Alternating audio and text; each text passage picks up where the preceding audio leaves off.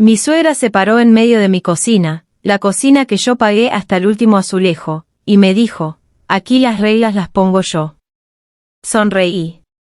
Y esa misma tarde le quité las llaves de mi casa. Antes de continuar, cuéntenme desde dónde me están viendo.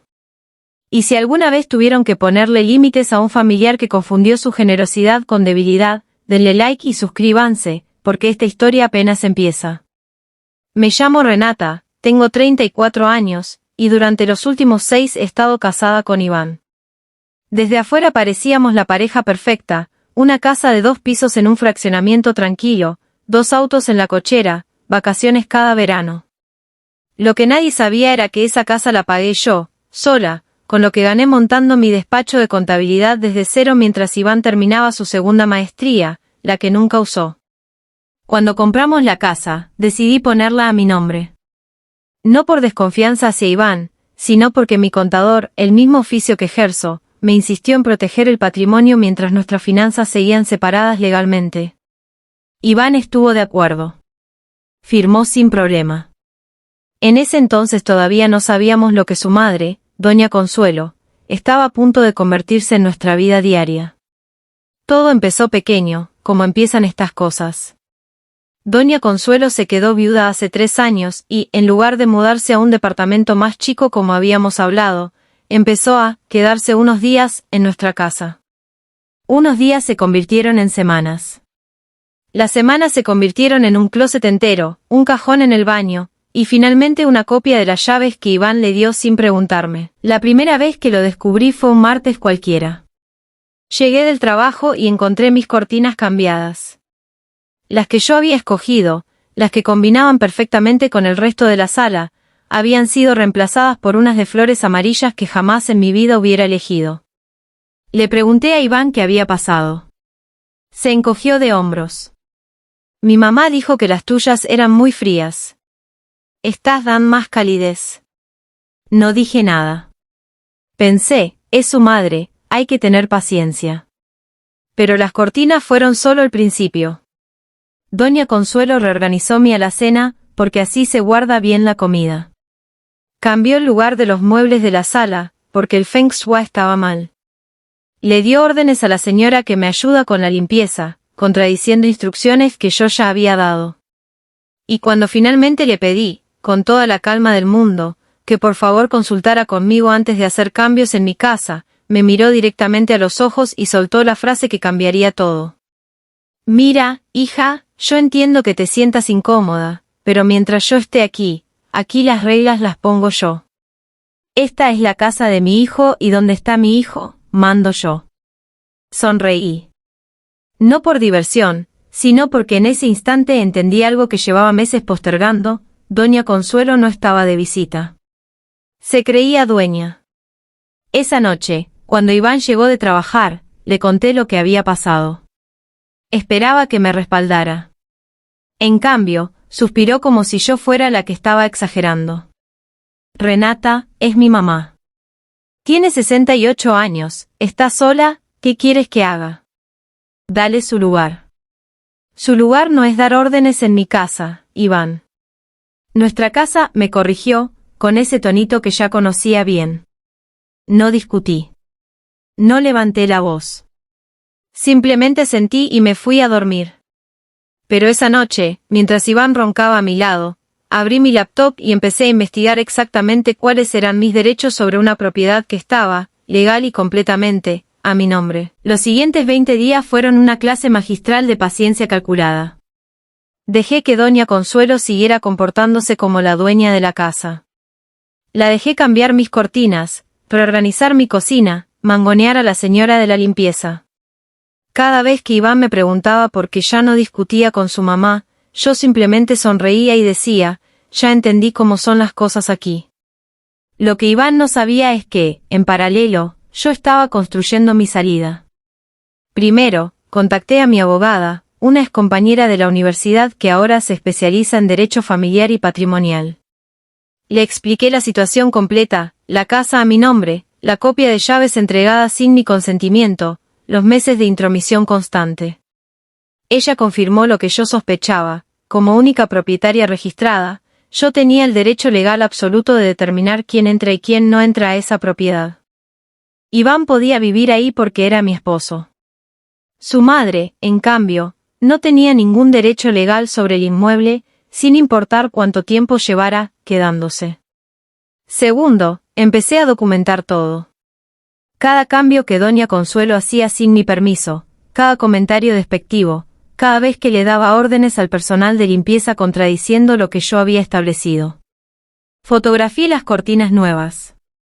Guardé capturas de mensajes donde Iván justificaba cada intromisión. No lo hacía por rencor. Lo hacía porque sabía, con la certeza fría de quien ha manejado crisis financieras ajenas durante años, que necesitaría pruebas cuando llegara el momento de actuar. Tercero, y esto fue lo más difícil, empecé a hablar con Iván sobre límites, dándole oportunidades reales de corregir el rumbo. Le dije, con toda la calma posible, que amaba a su madre, que entendía su situación, pero que necesitábamos reglas claras. Ella podía visitarnos, incluso quedarse temporadas cortas, pero no vivir permanentemente sin acuerdo mutuo, y definitivamente no tomar decisiones sobre una casa que no era suya. Iván me escuchó. O fingió escucharme. Porque una semana después, llegué a casa y encontré que doña Consuelo había mandado pintar la habitación de huéspedes de un rosa pálido, para cuando vengan mis nietos, refiriéndose a hijos que Iván y yo ni siquiera habíamos planeado tener todavía. Había usado dinero de la cuenta conjunta, mi dinero, en un 90%, sin preguntarle a nadie. Ese fue el límite final.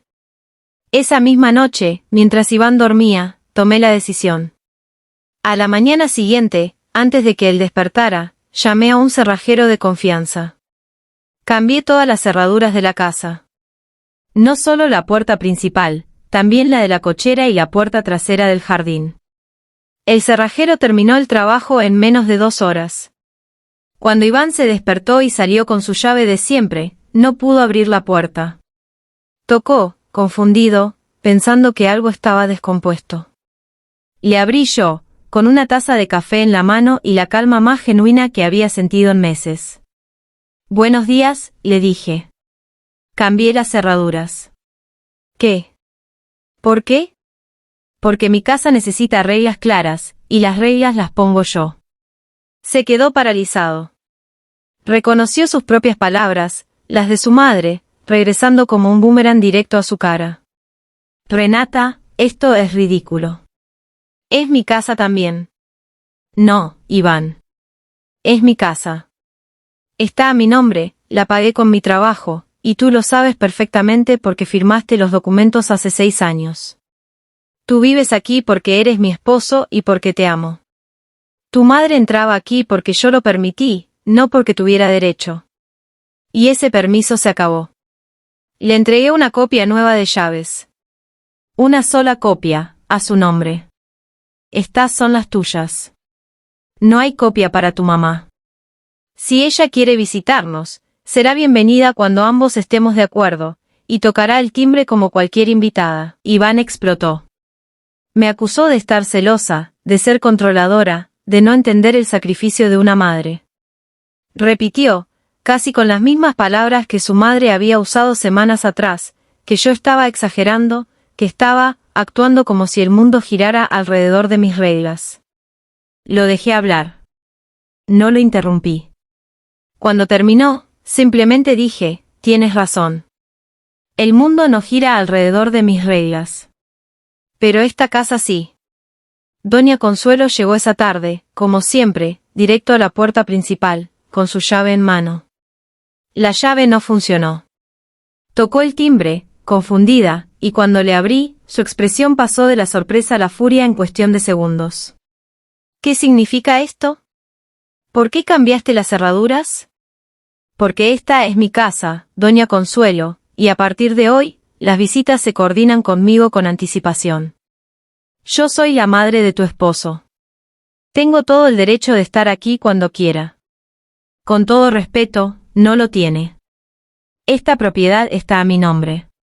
Usted puede visitarnos, con gusto, pero como invitada, no como dueña. Aquí las reglas las pongo yo». Se puso pálida. Reconoció, igual que su hijo, sus propias palabras regresando multiplicadas. Los días siguientes fueron tensos. Iván intentó varias tácticas, el silencio, los reclamos, incluso amenazó con irse a vivir con su madre hasta que yo entrara en razón. Le dije que respetaba su decisión, que la puerta, con sus llaves nuevas, seguiría abierta para él cuando quisiera regresar a una casa con reglas claras y respeto mutuo. Se fue esa misma noche. Pasó una semana en casa de su madre.